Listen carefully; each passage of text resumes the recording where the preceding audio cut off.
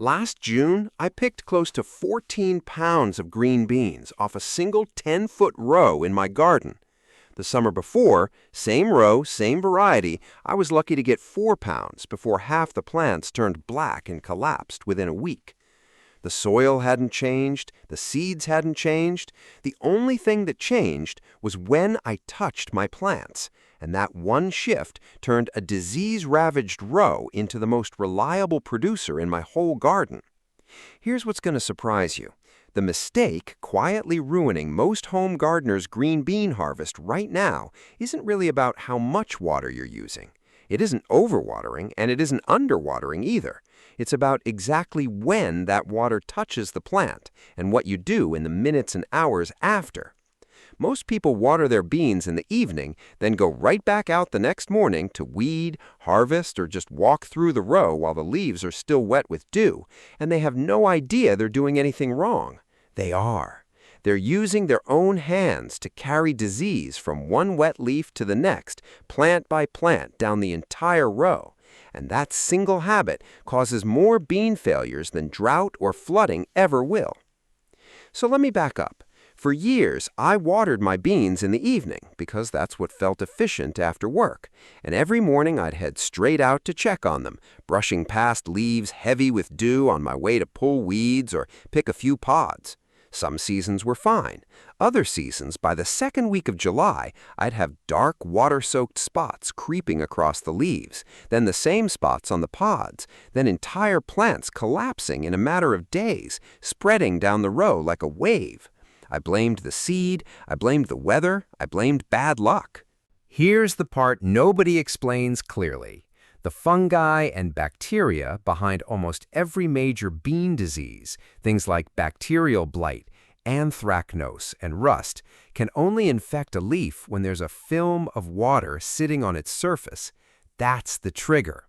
Once that film is there, from rain, dew, or an overhead sprinkler, any contact at all, a leaf brushing another leaf, your sleeve, your hands, even a garden tool, physically carries those spores or bacteria onto the next healthy plant. Bacterial blight shows up as water-soaked spots that turn brown and papery, while rust forms small reddish-orange pustules on the undersides of leaves, and both spread through that same wet contact pathway. That's why one infected leaf at the start of a row can wipe out the whole row within a week. You're not just watering wrong, you're potentially hand-delivering the infection yourself every single morning you walk the row while it's still wet. And beans have a second, completely separate watering trap that catches people just as often. At the seedling stage, the soil should stay just barely moist, not soggy, because young bean roots are extremely vulnerable to rot from soil fungi that thrive in saturated soil. Then, a few weeks later, right as the plant starts flowering and setting pods, that exact same plant becomes far more sensitive to dryness than it was as a seedling. Let the soil dry out during flowering, and you'll watch blossoms shrivel and drop before they ever become a pod.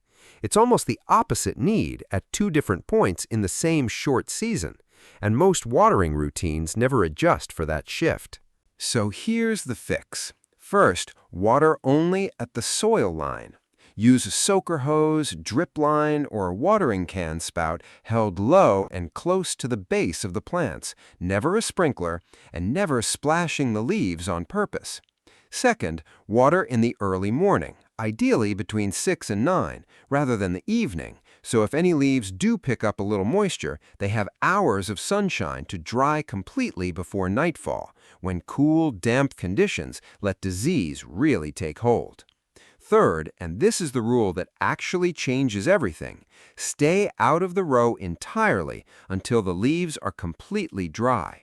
Before you step in to weed, harvest, or even just look closely at your plants, run the back of your hand along a leaf at the edge of the row.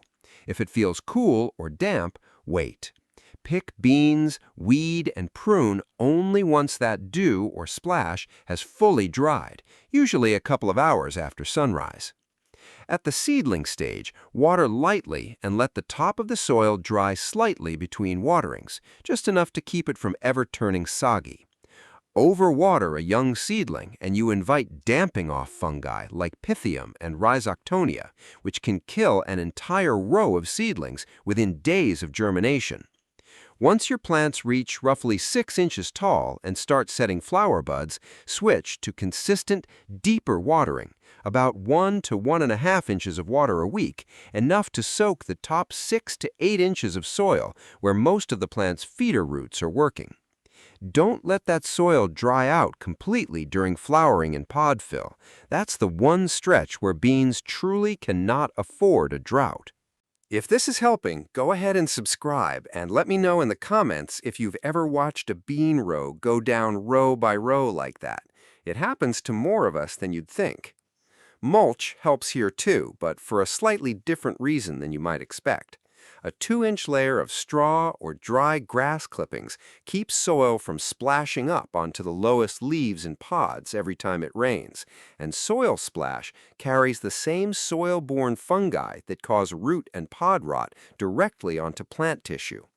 It also keeps moisture steadier underground, so you're not tempted to grab the hose on a whim and risk wetting the foliage at the wrong time of day.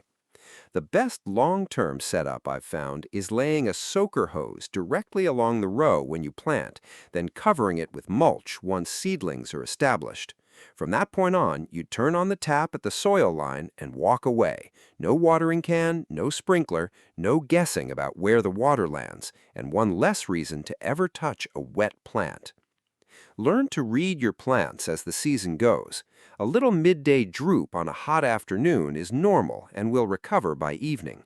Flowers dropping during a heat wave is usually stress, not disease, and often resolves once temperatures cool or watering becomes consistent again. What you're actually watching for is dark, water-soaked spots on leaves or pods, especially after a humid stretch.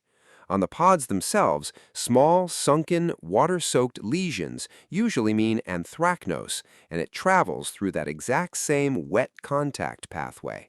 Either way, that's your sign to stop touching wet plants immediately and pull anything badly infected before it spreads further down the row. If you take one thing from today, let it be this: it was never really about the watering can.